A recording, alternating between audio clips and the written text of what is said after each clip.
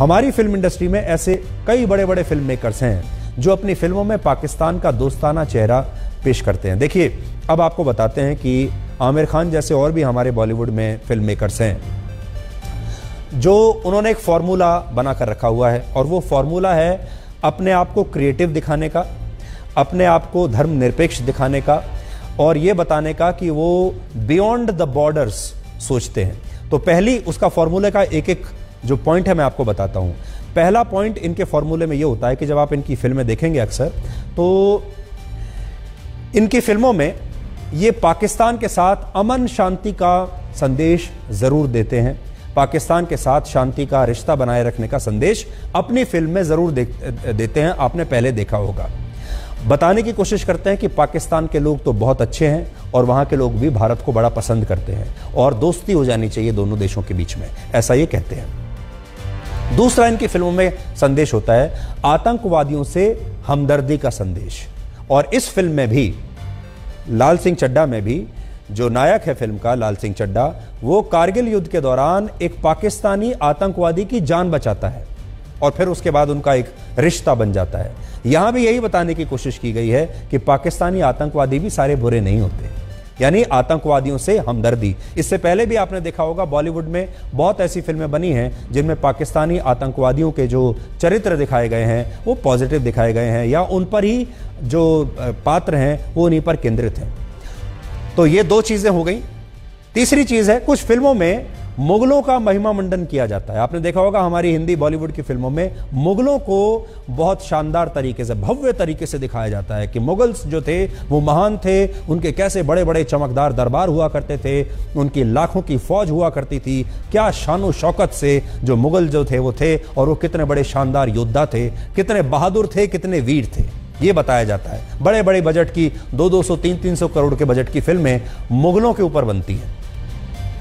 वैसे यही film makers अपनी फिल्मों में हिंदू देवी देवताओं का अक्सर अपमान करते हुए भी पाए जाते हैं, हिंदू मान्यताओं का मजाक भी उड़ाते हैं क्रिएटिव फ्रीडम के नाम पर, और अक्सर भारतीय सेना का अपमान करने में भी हमारे ही अपने बॉलीवुड के निर्देशक, राइटर्स और एक्टर्स कई बार पीछे नहीं रहते। हालांकि अब भारतीय सेना को लेकर बॉलीवुड में काफ़ी फिल्में बनने लगी हैं, और वो बनने इसलिए लगी हैं, उसका कारण मैं आपको बताता हूँ। पहले नहीं बनती थी, अब इसलिए बनने लगी हैं क्योंकि इनसे पैसा मिलता है।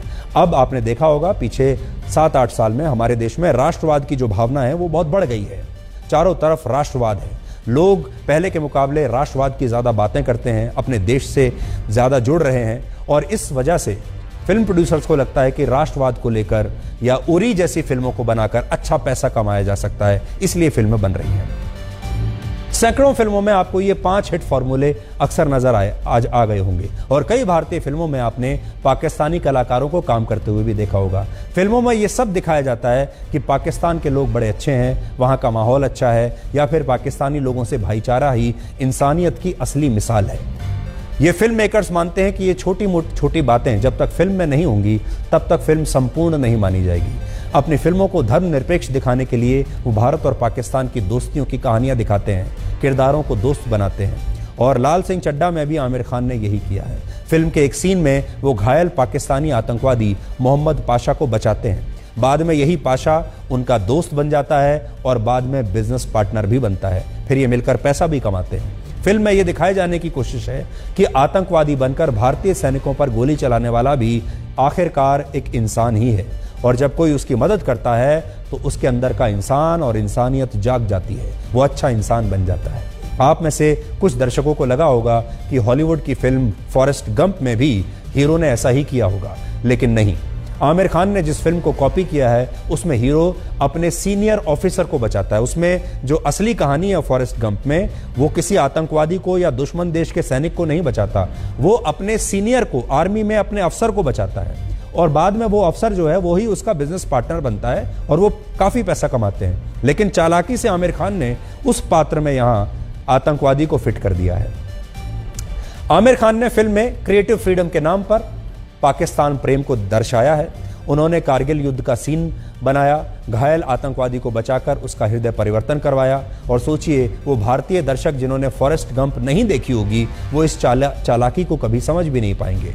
इसी तरह की चालाकी करके फिल्मों में भारतीय सेना का अपमान भी कई बार कर दिया जाता है, पाकिस्तान की तारीफ कर दी जाती है। मकसद बस इतना होता है कि फिल्म में पाकिस्तान की अच्छी तस्वीर बने और वहां से कमाई हो सके। आपने इससे पहले भी देखा होगा, एक और फिल्म आई थी 83, उसमें आपने देखा होगा कि जिस दिन भारत फाइनल खेल रहा है उस दिन पाकिस्तान की जो सेना है वो भारतीय सेना पर शेलिंग करना बंद कर देती है ताकि भारत के जवान फाइनल मैच देख सकें।